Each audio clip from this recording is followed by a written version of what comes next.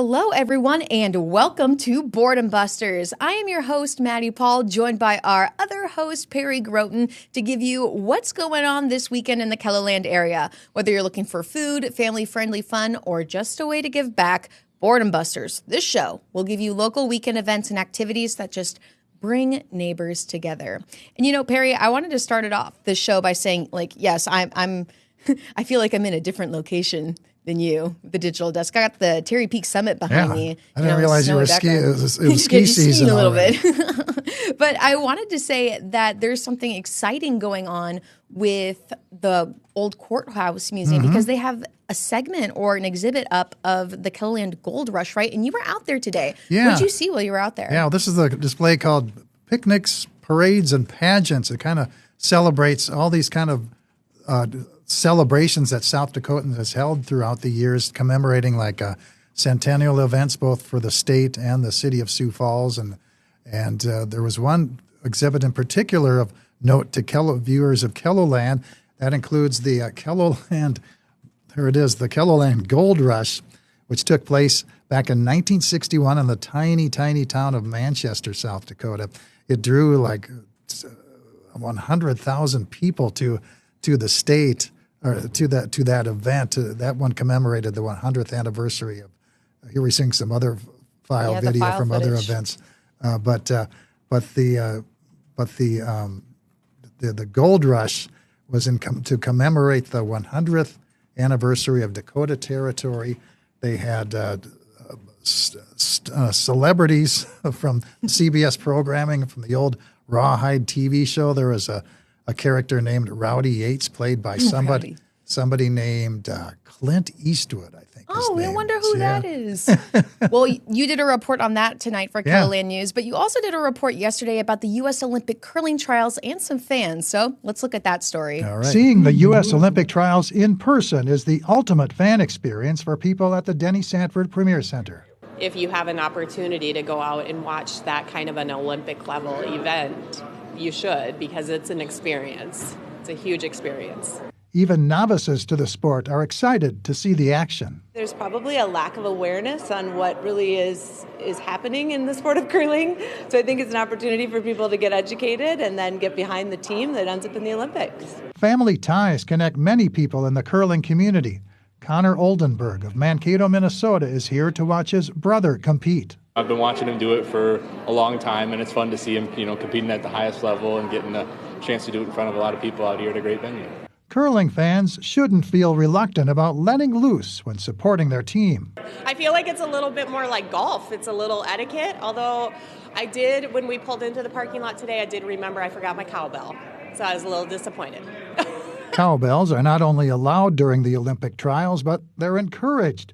And curling headwear is always fashionable. So maybe it's a trend. Everyone go get them. They're really fun. And you just have to make sure no one's sitting right behind you so you're not blocking the action.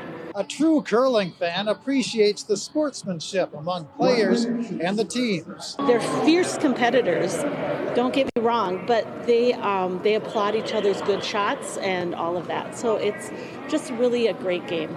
Curling fans say hosting an Olympic-level event like this is quite a feather in the cap for the city, not to mention a stone on the scalp. Well, now I want one of those hats.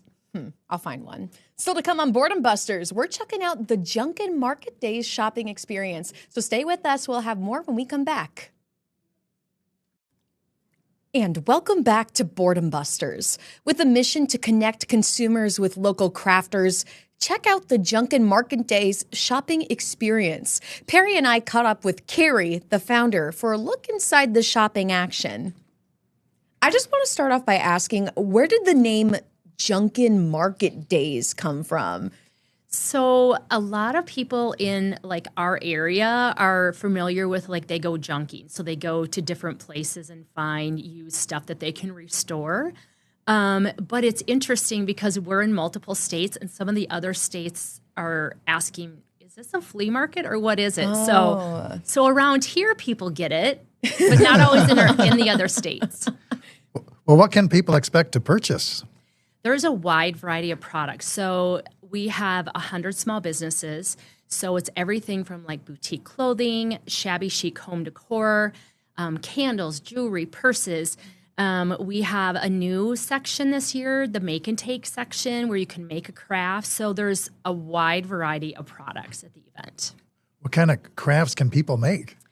So I have really searched hard for people that make unique items. So it'll be a lot of fun because there's custom doormats, a custom clay necklace, a trucker hat bar, a fall, like make your own fall decor, upcycled sweater, pumpkin, like just really fun, unique things, not just things that, take a few minutes to make. Like you're actually going to learn from the person that's teaching you and makes it and sells it typically, but they're going to teach you how to make it. And then you're going to have a fun interactive experience. They're not too hard to make, right? Perry's sweating a little bit already. No, He's like, wait a they're minute.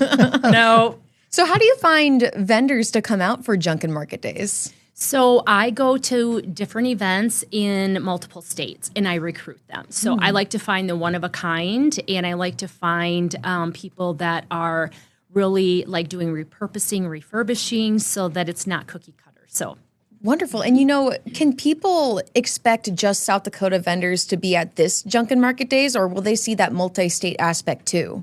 Multi-state. So we have vendors that are coming from Nebraska, Iowa, Minnesota, North Dakota, but we have some of our vendors that come from our other states where we have events. That is anywhere like Kansas.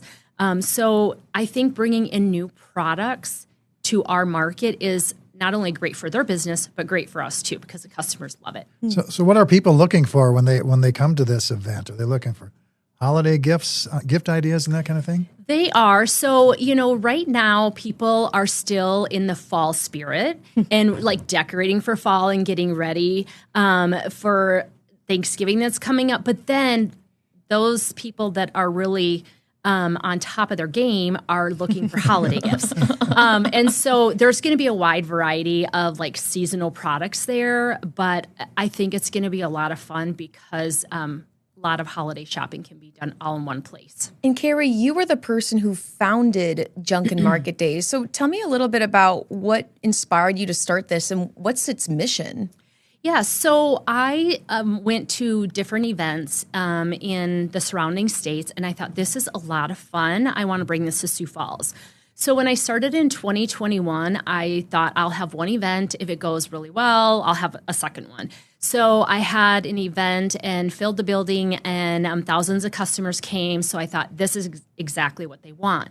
Since then, I've had women ask me, can you teach me how to put on this event in our community? So I now train women on how to be an event promoter, bring the same experience to their city. Were you surprised at the interest from the public? I was, because I feel like in Sioux Falls, we have a lot of fun things to do. But what people are looking for is they're really looking for connection, like with their girlfriends, come shopping, and then they're looking for something that's interactive. So what can we do together? So this is really a fun place for women to bring their girlfriends and just go shopping and then make a craft. Is it for all ages, all genders? Is there something for everyone, would you say? Yes, so a majority of the shoppers are women. However, we do have a percentage of men that come. Children are welcome, 12 and under are free. Most of the crafts are geared towards adult females, but you can still bring your children. There are a few items that they can make as well. Well, we're wrapping up on time, but let's get out that final reminder. When can people come out to Junkin Market Days, and where is it located? We are at the Ramkota Exhibit Hall. Friday, we're there until 7 p.m., and then Saturday from 9 to 4 p.m. Right. Well, everyone has to go out. I got to find some gifts like now because I need to start Christmas shopping like ASAP. But now that you have fall decor too, and you're saying that there's some fall items there, might have to look at that. I might have to Get try. going. Great. I know. I have to put my Santa hat on, Perry. It's about time. I still feel this way. So you may see me out there for sure this weekend. Well, still to come on Boredom Busters. For many people, farmers markets are a tradition for the warmer months. But let's learn about an indoor winter event that's making a first ever debut this weekend. So stay with us. We're going to have more on Boredom Busters when we come back after the break.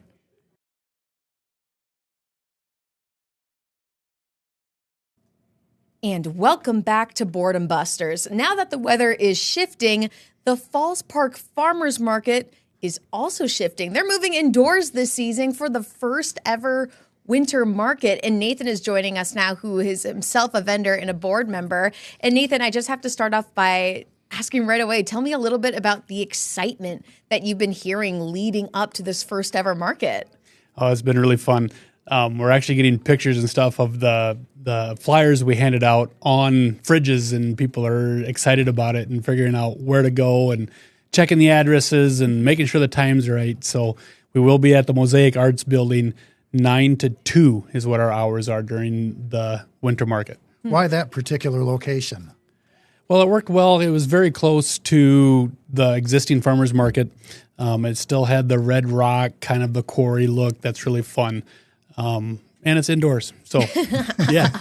That's like kind of the best part. You know, for the people that are winter haters, you know, they don't like the dark or they don't like the cold or anything like that. What kind of advice would you get them to warm up a little bit and come check out this market? Sure. Well, of course, it's indoors. We will have hot food there. There will be drinks, of course, hot drinks. There's going to be coffee, kombucha. Then I believe the Mosaic is also, the building itself will also have their bar area opened as well. So, yeah. And what kind of products can be sold over the winter months as opposed to what you sold at the Falls Park Market over the summertime? So, as always, we go with the seasons, right? So everything transitions with a season.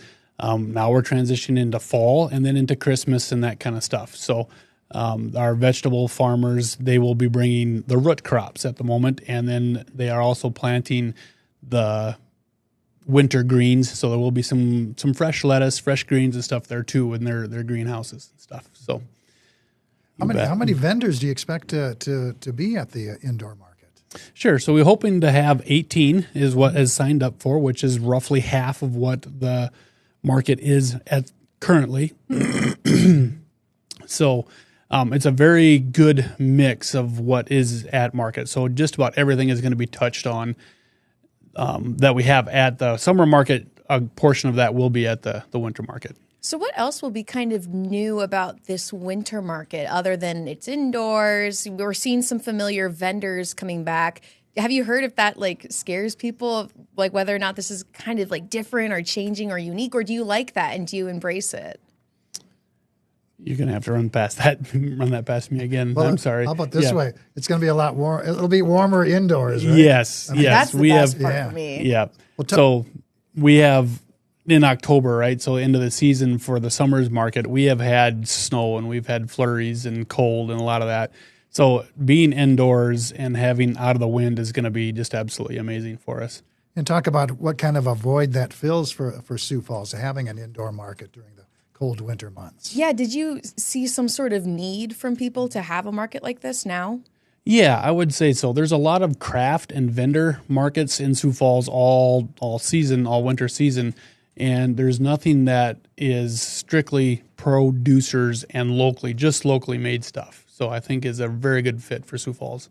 And so your shop or your market is flowers, you were saying, right? Yes. So what are you going to be bringing for the winter market? Sure. So we have a lot of dried florals, and then we will also get into the Christmas greens and the wreaths, and there's some Whoville trees she's doing this year, which is kind of an interesting thing. So, interesting. Yeah. What will that look like? Is that kind of like, this is Dr. Seuss, right? Yes, exactly. Yeah. That sounds fun. So fun shapes. Yeah, I like it. What kind of a turnout are you anticipating for the winter months?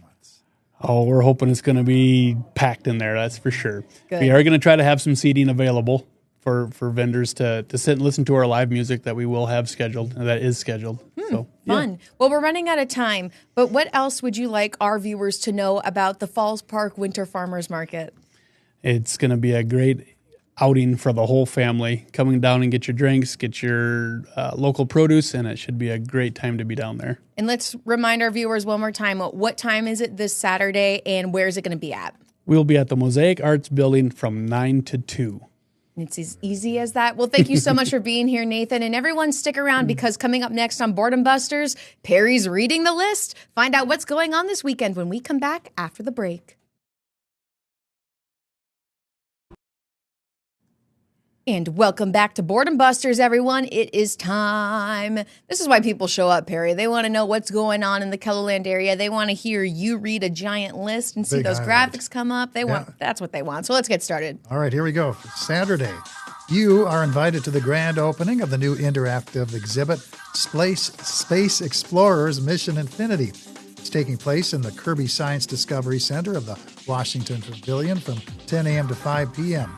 Activities include building and launching your own rocket, mission control, seeing Earth from above and exploring satellite science, plus stepping inside a Mars habitat to explore the red planet. Man, that makes me want to be a kid again, like my astronaut dreams. Yeah. Do you ever want to be an astronaut? Well, Mars is my old stomping ground, by the way. I'm sure it is, Barry. The U.S. Olympic curling trials at the Denny Sanford Premier Center in Sioux Falls include wheelchair mixed doubles at 9 a.m., a women's final at 2 p.m., and a men's final at 6 p.m.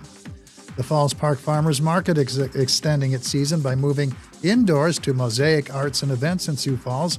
You can shop for produce, flowers, baked goods, and artwork from 9 a.m. to 2 p.m., 2 Saturdays a month through April. Parades, Picnics, and Pageants South Dakota Celebrates is the newest exhibit at the Old Courthouse Museum in downtown Sioux Falls. The exhibit includes images from the KELOLAND Gold Rush that brought thousands of people to the small town of Manchester, South Dakota, way back in 1961. So bizarre to think about. I'm glad that it's there now, too. Yeah, we have old footage of that event. It's just amazing. They had more than 100,000 people turned out for that thing. It was like one of the biggest events ever held in South Dakota. Wow. Just amazing. Now, the museum hours today Saturday are 9 a.m. to 5 p.m. Sunday's hours are noon to 5. Junkin Market Days, fall market at the Ramkota Exhibit Hall in Sioux Falls, features boutique clothes, jewelry, home decor, furniture, candles, gourmet foods, and other items for sale. The hours are 9 a.m. to 4 p.m. Perry, I was looking back on our segment with Carrie about this, and she was explaining the crafting portion, like the DIY portion, about like the doormats you can create. And you and I had the same reaction. We both went, I just never heard of something like that before. I just think that's so interesting. DIY doormat. Yeah, I'm trying to like wrap my head around what that would mean. I think I was asking Carrie too as she was leaving the building, like, what does that mean? Like, what can you do? And she's like, gonna have to come out and look. And I'm like, all right. It's a good tease anyway. I know. The holiday craft fairs and vendor shows include Montrose High School from 9 a.m. to 1:30 p.m., Holy Cross Lutheran Church in Sioux Falls from 9 to 2, Church at the Gate in Sioux Falls from 9 a.m. to 4 p.m., and The Social in Sioux Falls from 10 a.m. to 2 p.m. You're invited to drop by AMC Collective in Sioux Falls to create your own turkey magnets, beaded corn cobs, and fall sun catchers. The cost is $5 per item. The hours are 11 to 4. Sunday's hours are 1 to 4. Great Bear Ski Valley in Sioux Falls is hosting a winter job fair from 11 a.m. to 2 p.m. Openings for the winter include food service, lift operators, and ski and snowboard instructors. It's funny to hear about winter right now. Yeah. And think about Great Bear with snow, and there's snow behind me right now. But that's Terry Peak? It's Terry Peak. But we had our record highs on Friday, so it's like my mind is in weather whiplash, as Scott Monk calls it. Well, winter's coming sooner at some point. Oh, Barry, help. Spirit of Peace United Church of Christ in Sioux Falls is hosting a turkey bingo from 2 to 4 p.m. The cost is $10 per card. Winners will take home their choice of a holiday turkey, ham, or pie. Oh, wow. There will also be kids' games and an auction. Do they get to take away turkeys, hams, and pies, I'm not sure. too? Maybe a kids portion, maybe. Movies playing at the Historic State Theater in downtown Sioux Falls include Train Dreams, Eleanor the Great, and The Hunchback of Notre Dame. The Wells Fargo Cinedome and Sweetman Planetarium features T-Rex, Mars the Ultimate Voyage, 3-2-1 Liftoff, Wings Over Water, and Experience the Aurora. And new movie releases coming to a theater near you include Now You See Me, Now You Don't, rated PG-13, plus The Running Man and The Keeper, both rated R. Got to make that R. I don't know if I've heard of any of those movies. Neither have I, no. Seen those trailers. I've been going to the State Theater a lot recently, and I'm okay with that. Support local, right? That's fun. But I got to get back into the hub of what's coming out now for movies. A lot of those shows are sold out, though, right? They are. They're booking fast. So I'm always on the website, or when I walk by, it's just boom, boom, boom, which is great. I'm like, go out. Absolutely. You bet. Go out. All right, let's get to Sunday's list, Perry. Sunday, the U.S. Olympic curling trials wrap up at the Denny Sanford Premier Center. The scheduled competitions include wheelchair mixed doubles finals at 9 a.m., the women's final at 1:30 p.m., and the men's final at 6 p.m. VFW Post 628 in Sioux Falls is hosting its monthly all-you-can-eat pancake breakfast. Serving time is 8:30 to noon at the South Dakota Military Heritage Alliance. The cost is $8 for adults, $2 for children, and that's going to be followed by a Chislik feed at the Alliance from 3 to 6 p.m. $8, $9 for Chislik and fries. How many pancakes do you think you could eat? Pancakes? Oh, in one love sitting. Pancakes. Yeah, I don't know how much I could do. It's frightening to even think about it. I know, I'm getting full. The Rescue Network is hosting a Christmas paw traits from 1 to 5 p.m. at Montgomery's Furniture in Sioux Falls. A donation of $40 will go toward a 15-minute photo shoot with your pet. The Spotlight Theater Company presents Annie Jr. The performance is at 2 p.m. at the Orpheum Theater Center in downtown Sioux Falls. And the Green Earth Players present Little Shop of Horrors. That performance is at 2 p.m. at the Palace Theater in Laverne, Minnesota. And football fanatics enjoy a double header of pro football action on KELOLAND TV. CBS Sports coverage begins at 11 a.m. Central Time with the NFL Today. Then the Tampa Bay Buccaneers take on the Buffalo Bills at noon, followed by the Kansas City Chiefs at the Denver Broncos at 3:25. It's reminding me I got to pay attention to what's going on with my fantasy team. I haven't done that in a minute. Well, you better get going with that. I know. I think last week you reassured me that I still have time. Yeah, there's still plenty of time.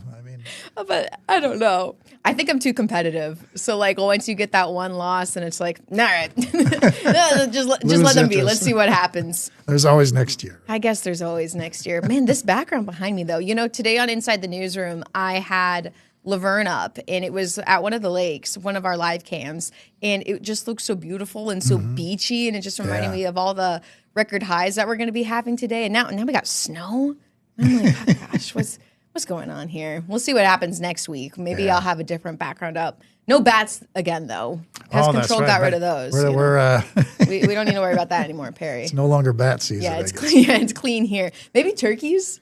Can you imagine that? Like turkeys running around? You can find some turkeys on our live cam. That would be great. That'd be cool. Yeah. Pheasants? I don't want to see it.